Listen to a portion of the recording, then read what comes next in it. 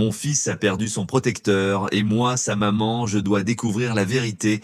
La matinée s'annonçait douce à Belle-Rivière, une de ces petites villes où les journées commencent lentement, avec le chant des oiseaux et l'odeur du café qui s'échappe des fenêtres entr'ouvertes. Élise tenait la main de Malo, son fils de 6 ans, tandis que Néron, leur berger allemand, retraité de la brigade canine, trottinait fièrement à leur côté. Chaque matin, la même routine, un petit déjeuner simple, un câlin rapide, puis la marche vers l'école sous les arbres encore mouillés de rosée. Malo sautillait sur les bordures du trottoir, son cartable trop grand, balançant derrière lui. « Regarde, maman, Néron veut faire la course !» Le chien leva la tête, oreille dressée, comme s'il avait compris. Ses yeux dorés brillaient d'une douceur tranquille, mais sa posture restait solide, vigilante. C'était plus qu'un animal pour eux. C'était un membre de la famille, un compagnon qui avait aidé Malo à retrouver confiance après la perte de son père. Le quartier semblait paisible. Les voisins arrosèrent leur jardin, un facteur salua de loin, et même le vent murmurait doucement entre les haies. Mais tout changea en un souffle. Néron s'arrêta net, son corps se tendit, muscles contractés. Un grondement sourd monta de sa poitrine. Élise se figea, le cœur serré sans savoir pourquoi. « Néron, qu'est-ce qu'il y a, mon grand ?» Le chien fit un pas en avant, se plaçant devant Malo comme un mur vivant. Ses yeux fixaient un point précis, une silhouette à demi cachée derrière une camionnette blanche, immobile, nerveuse. Élise fronça les sourcils. « Monsieur, vous avez besoin d'aide ?» Aucune réponse, juste un léger mouvement, un trop rapide, trop brusque, et soudain, une voiture de police arriva en trombe, pneus crissant contre l'asphalte. 2 agents sortirent précipitamment, mains déjà proches de leurs armes. « Signalement d'un chien agressif !» cria l'un. Élise leva les mains. « Mais non, il protège mon fils, attendez !» Mais tout alla trop vite. Un geste maladroit de l'homme caché, un aboiement puissant de Néron, un cri de Malo, puis bang! Le coup de feu déchira l'air comme une lame. Néron tomba lourdement, son corps heurtant le sol avec un bruit sourd. « Néron !» hurla Malo, sa petite voix brisée, traversant toute la rue. Élise se précipita, ses mains tremblantes cherchant le souffle du chien. Autour d'eux, la paix de Belle-Rivière venait d'être balayée, remplacée par un chaos qui allait changer leur vie pour toujours. Le coup de feu résonnait encore dans la tête d'Élise quand elle se jeta au sol. Ses genoux heurtèrent le bitume, mais elle n'y prêta aucune attention.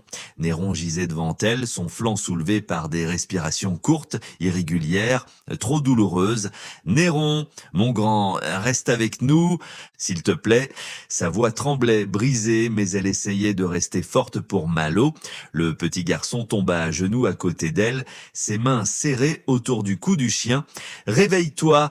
Néron, s'il te plaît, tu peux pas partir, tu peux pas !» Ses sanglots se mélangeaient au tremblement de sa respiration. Autour d'eux, la rue, autrefois tranquille, se transforma en scène de chaos. Les voisines sortirent en courant, des téléphones se levèrent, filmant, enregistrant, partageant l'injustice brute qui venait d'arriver. Des voix s'élevèrent. « Vous avez tiré trop vite !» Mais regardez l'enfant. Ce chien protégeait la famille.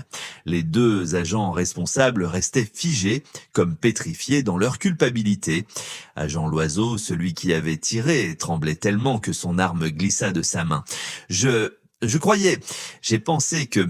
Mais aucun mot ne pouvait justifier ce qu'il venait de faire. Agent Morel, plus jeune, pâle comme la craie, posa une main tremblante sur son collègue.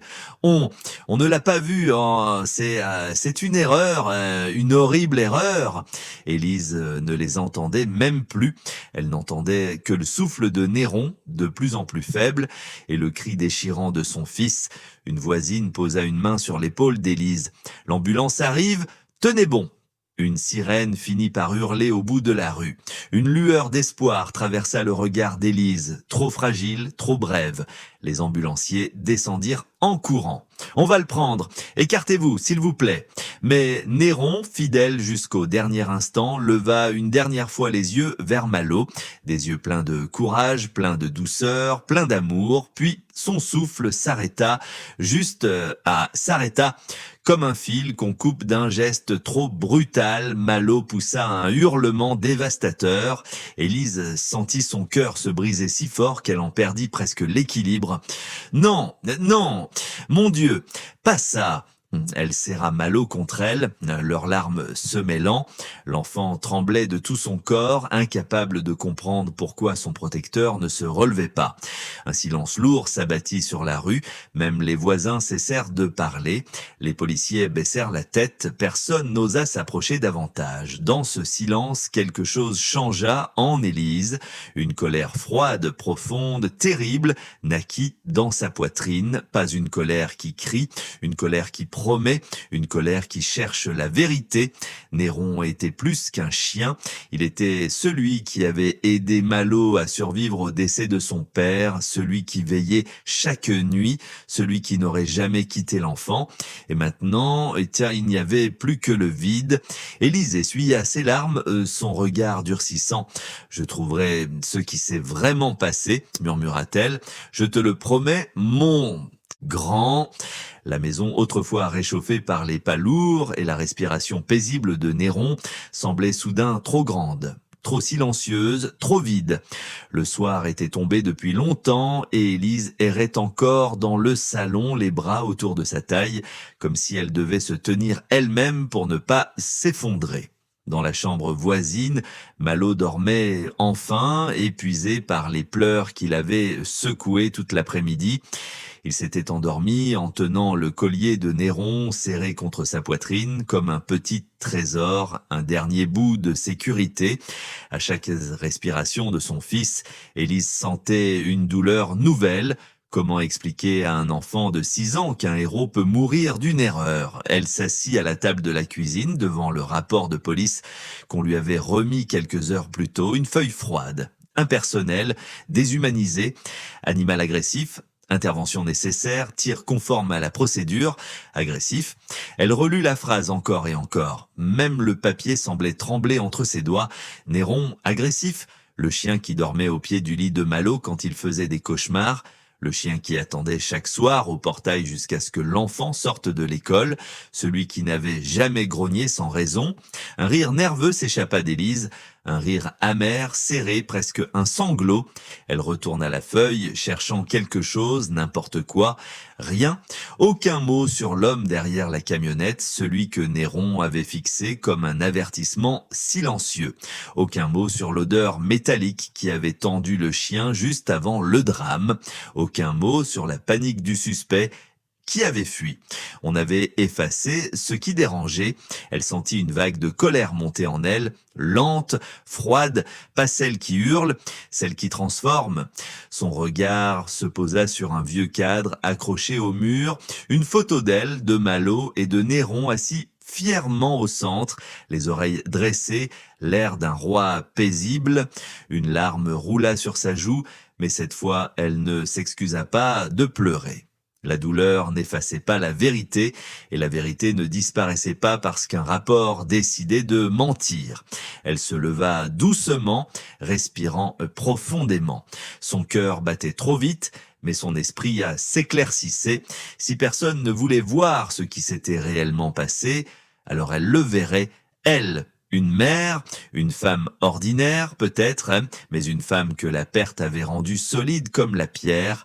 Elle murmura dans le vide de la maison, « On ne t'effacera pas, mon grand, je vais comprendre ce que tu avais senti, je le jure. » Et le silence dans cette maison brisée sembla se retirer un peu, comme si Néron l'écoutait encore. La nuit a été tombée depuis longtemps, mais Élise n'arrivait pas à fermer l'œil. Le salon était plongé dans une demi-lumière, éclairée seulement par l'écran de son ordinateur portable. Elle avait passé des heures à faire défiler les vidéos que les voisins avaient publiées en ligne, des images tremblantes, des cris, des morceaux de vérité capturés dans la panique. Elle a grandi une nouvelle vidéo filmée depuis un balcon. On y voyait Malo courir vers Néron, le moment où tout avait basculé. Son cœur se serra. Mais un détail retint soudain son regard. près de la camionnette, à l'endroit où l'homme mystérieux s'était tenu. Un objet brillant trônait au sol, à peine visible, un sac métallique. Élise appuya pause, zooma. Encore, l'image pixelisée résistait, mais quelque chose brillait sous la lumière du matin. Une intuition l'assaillit. Néron n'avait pas réagi pour rien. Sans réfléchir, elle chercha un nom dans ses contacts. Claire Duroy, une ancienne camarade de lycée devenue analyste vidéo pour une entreprise de sécurité. Elle s'était perdue de vue. Mais ce soir-là, Élise n'avait plus de fierté, seulement un besoin viscéral de vérité. Elle appela, la voix de Claire, surprise mais douce, répondit « Élise, après toutes ces années, qu'est-ce qu'il t'arrive ? Tu pleures ?» En moins de 10 minutes, Claire débarqua chez elle, cheveux attachés à la va-vite, ordinateur sous le bras. « Montre-moi ça !» Élise lança la vidéo. Claire avança image par image avec une précision habitée. « Là !» murmura-t-elle, elle zooma un rectangle luisant, puis en poussant le logiciel dans ses limites, un minuscule cylindre métallique apparut, relié à un fil rouge qui dépassait légèrement du sac. Élise se raidit. Une sensation glaciale remonta le long de son dos. « Claire, c'est quoi ça ?» Claire hésita. Elle zooma encore. Doucement, elle souffla. « Ce n'était pas un sac normal, Élise. Ça ressemble à un dispositif artisanal, un déclencheur, puis d'un ton plus grave. Et ça, dans un rapport, ça n'a pas disparu tout seul. » Élise sentit son souffle se couper. Néron avait compris. Il n'avait pas protégé Malo d'un simple passant, il avait averti d'un danger que personne d'autre n'avait vu. Un mélange de fierté et d'effroi monta en elle. Les mains tremblantes, elle porta une main à sa bouche. « On nous a menti ?» Claire hocha la tête, les yeux sombres. Il y a eu dissimulation, c'est évident. Quelqu'un a supprimé des éléments, ton chien n'était pas agressif, il réagissait à une menace réelle. Élise sentit ses larmes monter, mais cette fois ce n'était pas seulement de la peine, c'était le début d'une vérité qui respirait enfin. Elle se redressa lentement, tout ce qu'elle pensait être la fin n'était en réalité que le commencement. Le lendemain matin, Élise se réveilla avec une sensation étrange, une peur lourde, mais aussi une détermination brûlante. Elle n'avait presque pas dormi, hantée par l'image du sac métallique et du fil rouge, elle savait qu'elle devait continuer, même si chaque pas la faisait avancer dans un monde qu'elle n'avait jamais imaginé affronter. Elle enfila son manteau, embrassa Malo, encore endormi, puis sortit dans les rues calmes de Belle-Rivière. La ville semblait normale, presque paisible, mais pour Élise, rien n'était plus ordinaire. Chaque coin de rue lui rappelait Néron, chaque pas résonnait comme une promesse faite à son fils. Sa première halte fut la boulangerie du centre. « Bonjour, Élise, tu tiens le coup ?» demanda la boulangère compatissante. « J'essaie. Écoutez, avez-vous vu quelqu'un étrange avant l'incident ? Un homme près d'une camionnette ?» La femme fronça les sourcils. « Oui, il était nerveux. Il ne m'a presque pas regardé quand je lui ai proposé de l'aide. » 2 rues plus loin, un commerçant lui confirma quelque chose d'encore plus inquiétant. Il venait ici depuis 3 jours. Jamais le même horaire, il semblait surveillé. J'ai noté sa plaque juste au cas où. Élise sentit son cœur battre plus fort. Elle nota chaque détail, chaque nom, chaque geste. Ensuite, elle se rendit dans une petite supérette équipée de caméras. Le gérant accepta de lui montrer les enregistrements, touchés par son histoire. Après plusieurs minutes de visionnage, ils tombèrent sur une séquence cruciale. L'homme, la même silhouette, le même sac métallique. « Je crois que je l'ai déjà vu dans les journaux », murmura le gérant. Il chercha quelques minutes, puis son visage blêmit. « Oui, là !» Il lui montra une photo sur son téléphone. Damien Roche, un homme surveillé pour radicalisation légère, déjà interrogé plusieurs fois pour fréquentation douteuse. Élise sentit son sang se glacer. « Mais son nom n'est pas dans le rapport de police », souffla-t-elle. Le gérant secoua la tête, les mâchoires serrées. Alors quelqu'un l'a retiré et ce n'est jamais bon signe. Élise sortit du magasin, l'air froid lui fouettant le visage. La ville semblait soudain plus sombre. Ses pas l'emmenaient dans une direction qu'aucune mère ordinaire n'aurait choisie. Elle avait peur, oui, mais elle pensa à Malo serrant le collier de Néron dans son sommeil. Elle pensa au regard de Néron avant de s'effondrer. Elle pensa à la vérité qui s'effilochait sous ses doigts. Alors elle se redressa. Pour Malo, murmura-t-elle, pour Néron. Et sans hésiter, elle continua à marcher sur la piste interdite, là où la vérité attendait, dangereuse, enfouie, mais bien réelle. Les révélations des dernières heures tournaient encore dans l'esprit d'Élise. Elle se sentait comme suspendue au-dessus d'un gouffre. Pourtant, une seule chose la tenait debout, la vérité approchait et elle n'avait plus le droit de reculer. Grâce à Claire, qui avait passé une partie de la nuit à fouiller des forums, des bases d'images et des archives publiques, elles avaient établi un point commun. Damien Roche avait été aperçu près d'un ancien entrepôt situé en périphérie de Belle-Rivière, un bâtiment abandonné depuis des années. C'est peut-être rien ou tout, murmura Claire en garant la voiture devant le portail rouillé. L'entrepôt se dressait comme une carcasse oubliée, poussiéreuse, les vitres brisées, laissant entrer une lumière froide. Élise inspira profondément. « On y va !» Elles poussèrent la porte métallique qui grinça comme un avertissement. À l'intérieur, l'air sentait le métal brûlé et la vieille terre. Des caisses éventrées s'entassaient contre les murs, mais un coin du hangar attira immédiatement leur attention. Une table, des plans, des outils et des composants électriques. Claire s'approcha en premier. Élise, regarde, ce sont des schémas de circuit. Élise sentit un vertige la traverser, les mêmes formes cylindriques, les mêmes fils rouges, exactement ce qu'elles avaient aperçu dans la vidéo. Puis Claire aperçut quelque chose derrière un vieux casier. Une caméra, couverte de poussière mais toujours branchée. Elle la décrocha délicatement. Si elle a enregistré, tout est là. Elles extrairent la carte mémoire et la branchèrent à l'ordinateur portable de Claire. L'écran clignota quelques secondes avant de laisser apparaître une image granuleuse, l'entrepôt, le même angle où elle se tenait. Puis Damien Roche entra dans le cadre, portant son sac métallique. Il travaillait sur un dispositif posé sur la table, les mains rapides, concentrées, sans hésiter. Élise sentit son cœur battre plus vite. Soudain, la porte latérale s'ouvrit. Un homme entra, en uniforme, l'agent Loiseau. Un frisson glacial saisit Élise. Claire recula d'un pas, la main couvrant sa bouche. Sur l'écran, Loiseau regardait Damien d'un air nerveux. Ils échangèrent quelques mots à voix basse, puis Damien désigna le sac. Loiseau jeta un œil à l'intérieur et hocha la tête. Une approbation, un accord, un secret. Et Élise comprit. Le jour du drame, Loiseau n'avait pas tiré par erreur, il avait tiré parce que Néron avait découvert la vérité, parce que le chien avait senti ce dispositif, parce qu'il avait reconnu l'homme, parce que Néron était le seul témoin qui ne pouvait pas mentir. Élise posa une main sur la table pour ne pas tomber. « Mon Dieu, ils l'ont tué pour le faire taire. » Claire hocha la tête, les yeux brillants de colère. « C'est un complot, Élise, et tout commence ici. » Élise essuya ses larmes. Le poids des preuves était écrasant. Mais maintenant, elle n'était plus seulement une mère brisée. Elle était une femme qui tenait la vérité entre ses mains et elle n'allait plus jamais la lâcher. Le soleil n'était pas encore levé lorsqu'Élise franchit les portes vitrées du commissariat. Claire l'avait supplié d'attendre, de ne pas y aller seule, mais Élise n'écoutait plus.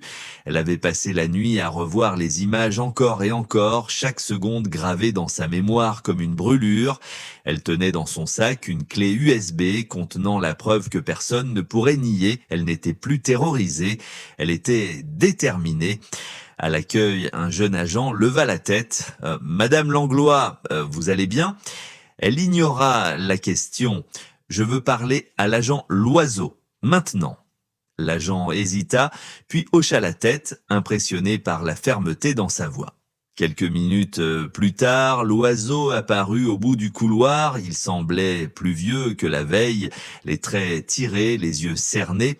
Quand il aperçut Élise, son visage perdit toute couleur. « Madame, commença-t-il. Arrêtez !» Sa voix claqua comme une gifle. « Je sais ce que vous avez fait. » L'oiseau se mit à respirer plus vite. Ses mains tremblaient. Je ne sais pas de quoi vous parlez. Élise sortit la clé USB et la posa sur la table de la petite salle d'interrogatoire où il venait d'entrer. Vous étiez dans l'entrepôt avec lui, avec Damien Roche. Vous saviez ce qu'il préparait et vous avez tiré pour faire taire le seul qui l'avait compris. L'oiseau se leva brusquement. « C'est faux, enfin, c'est plus compliqué que ça. » La porte s'ouvrit, agent Morel entra, pâle comme malade. Il regarda Élise, puis l'oiseau, puis baissa la tête. « Arrête, l'oiseau !» murmura-t-il, « ça ne sert plus à rien. » Elle sait. L'oiseau lui lança un regard suppliant. On nous a donné des directives, Morel, ils nous ont dit que Roche était un indique, que si on parlait, tout retomberait sur nous. Élise le fixa, glacée. Qui vous a donné ces directives? Morel ferma les yeux. Je ne peux pas le dire, c'est au-dessus de nous. Un silence lourd suivit. Élise sentit son cœur battre dans ses tempes. Elle réalisa alors que ce drame dépassait largement 2 policiers maladroits. C'était un réseau, une couverture, une tentative d'attentat étouffée avant qu'elle n'explose au grand jour, et Néron en avait été la première victime. Elle posa les 2 mains sur la table, se penchant vers l'oiseau. « Vous allez me regarder dans les yeux et vous allez comprendre quelque chose, je suis une mère.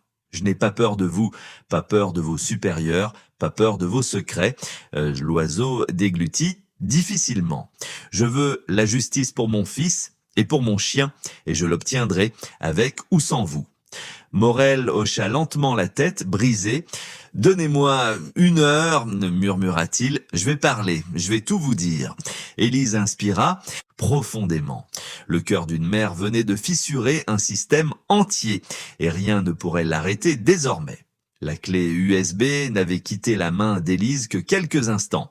Elle s'était enfermée dans sa chambre, les volets tirés, le cœur battant à tout rompre. Elle avait créé un compte anonyme, encrypté chaque fichier, puis posté les vidéos accompagnées d'un court message. Ce chien n'était pas agressif, il a découvert la vérité que certains voulaient cacher. Regardez et jugez par vous-même. Elle appuya sur « Envoyer » et d'un coup, la vérité perça le silence. En moins d'1 heure, les images se mirent à tourner partout. Sur les téléphones, sur les réseaux, sur les groupes locaux. Puis le soir même, les médias nationaux s'en emparèrent. Le présentateur du journal cita les mots d'Élise. Un héros silencieux, sacrifié pour protéger un enfant.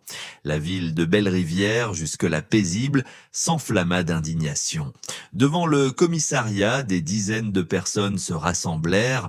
Elles tenaient des photos imprimées de Néron, des pancartes où on lisait « Justice pour Néron, protéger n'est pas une faute. Il a sauvé un enfant ». Le lendemain, une marche silencieuse fut organisée. Aucune voix ne s'éleva, seulement des pas lents, des fleurs déposées devant l'école, des bougies allumées le long des trottoirs. Malo, tenant la main d'Élise, avançait timidement. Des inconnus le saluaient d'un regard tendre. Des enfants lui offrirent un dessin, un berger allemand avec un cœur rouge. Sur les réseaux, le soutien explosa. Des milliers de messages affluaient. « On pense à toi, petit Malo. Néron était un héros. Merci Élise pour ton courage. » Dans les bureaux du parquet, le vacarme médiatique fit bouger les lignes. Un procureur ouvrit une enquête officielle. Les vidéos furent analysées en urgence. Les noms de Damien Roche et de l'oiseau apparaissaient désormais dans chaque rapport interne. Le soir même, Élise reçut une notification. 2 officiers suspendus. Perquisition en cours dans plusieurs entrepôts de la région. Recherche active du suspect en fuite. Claire la rejoignit à la maison. « Tu vois, tu as fait la seule chose qu'il fallait. Tu as libéré la vérité. » Élise resta pourtant modeste, presque silencieuse. Elle ne cherchait pas la gloire, ni même la vengeance, juste la justice. Elle regarda le collier de Néron posé sur la table. Le métal brillait sous la lumière douce de la lampe. « Je veux seulement que son histoire soit connue, murmura-t-elle. C'était un héros. Il a donné sa vie pour mon fils. On doit se souvenir de lui toujours. » Et dans son cœur, malgré la douleur encore vive, une petite étincelle d'apaisement commença enfin à brûler. Le soleil descendait lentement derrière l'hôtel de ville quand la foule commença à se rassembler sur la grande place de Belle-Rivière. Des familles, des enfants, des personnes âgées, des commerçants. Toute la ville semblait être venue, comme si chacun savait qu'un moment important allait se jouer. Au centre de la place, sous un drap blanc immobile, se trouvait une nouvelle stèle de pierre claire. Élise tenait la main de Malo. Le petit garçon avançait à pas lents, nerveux mais curieux. Dans son autre main, il tenait un petit bouquet de fleurs sauvages qu'il avait cueillies ce matin-là, en silence. Lorsque la mère prit la parole, un calme profond envahit l'espace. Aujourd'hui, nous honorons un être qui n'a pas parlé, mais qui a agi, un être qui a protégé un enfant au prix de sa propre vie. Aujourd'hui, notre ville rend hommage à Néron, un héros. Un murmure d'émotion parcourut la foule, le drap fut retiré, révélant la stèle, Néron protecteur, ami, héros.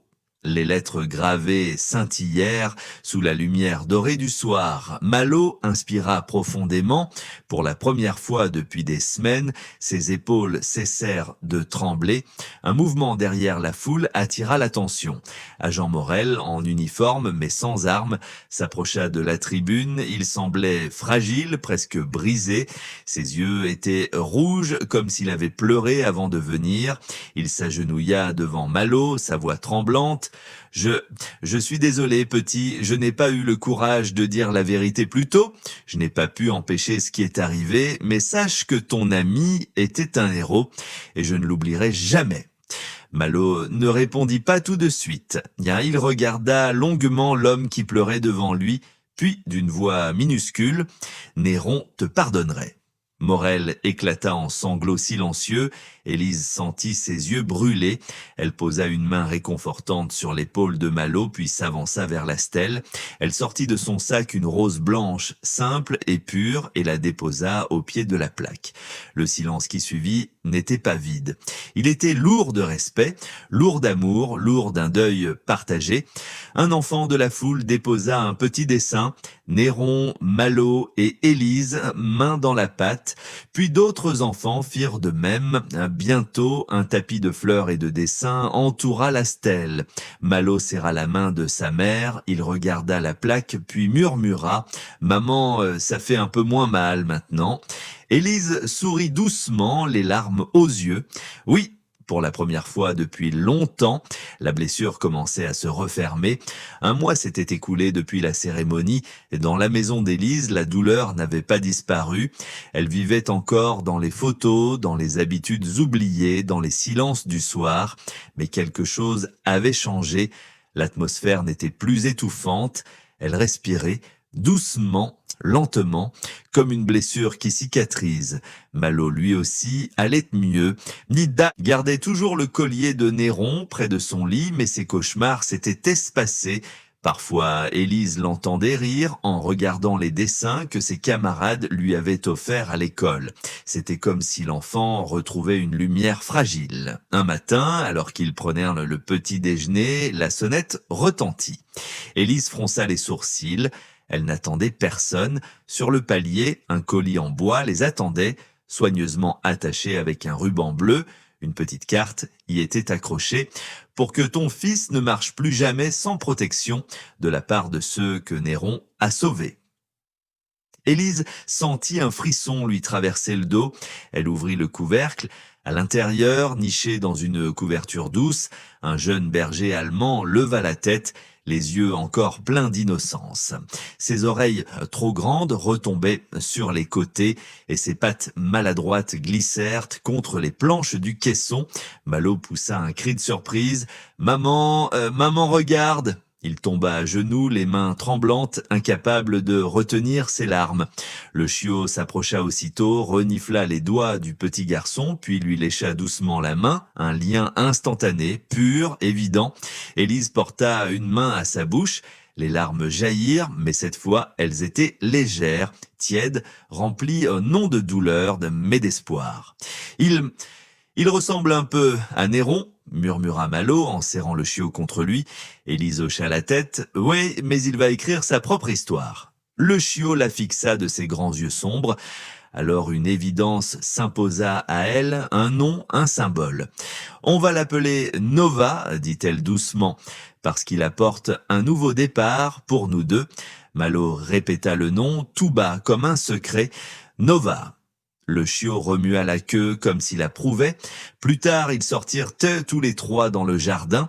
Malo courait, Nova derrière lui, trébuchant sur ses propres pattes. Les rires de l'enfant résonnaient dans l'air, éclatants, purs, et Élise sentit son cœur se réchauffer d'une manière qu'elle croyait impossible.